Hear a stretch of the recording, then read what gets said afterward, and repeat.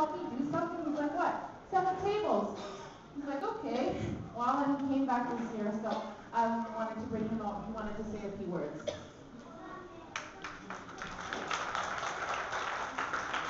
Thank you.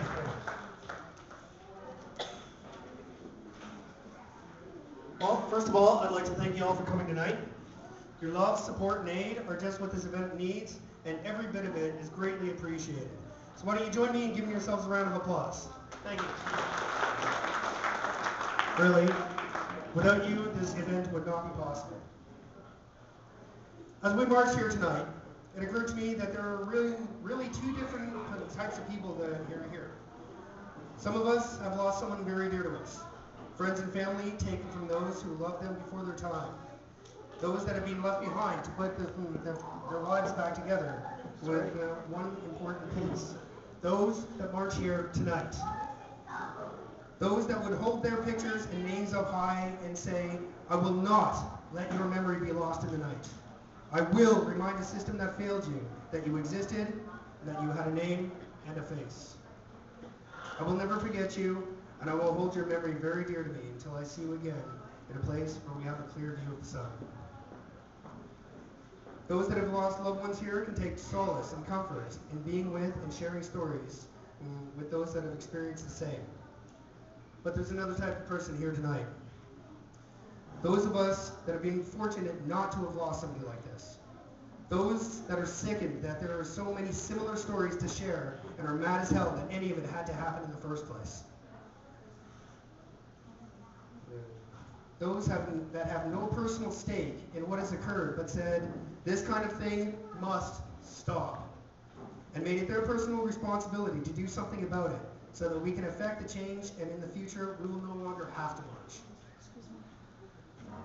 Two totally different types of people from all walks of life, but we have one thing in common. We know that there is a grave injustice happening, and we know it must end. I say all walks of life because this isn't just an Aboriginal issue, nor is it confined to any specific area.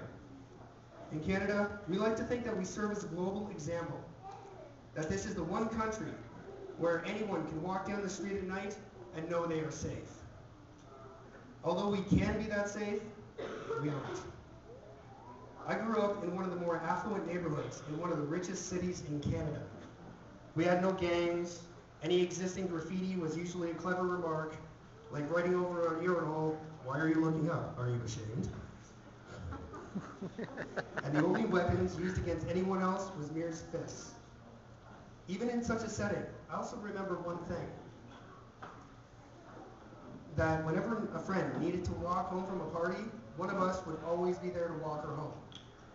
Even in the most idyllic settings, there is a fear of something that should not be tolerated and yet is always present. The fear that our model society is merely a glass bubble, run by those whom we entrust with our safety and in turn make it a second concern. The women we honor here tonight, our mothers, our daughters, our sisters, aunts, and grandchildren, we're all let down by those that we have entrusted to keep us safe. And by extension, they have failed those of us left behind with nothing but their memory. We don't ask that any special provisions are given. We don't ask that new laws need to be implemented. We don't even ask that anything really change except for the lackluster attitude towards a clear problem facing our citizens. All we ask is for our country to live up to its promise of freedom. For there is no freedom without safety. We will always honor the women that we have lost as we do tonight. All we ask is that we have no more to remember. Thank you.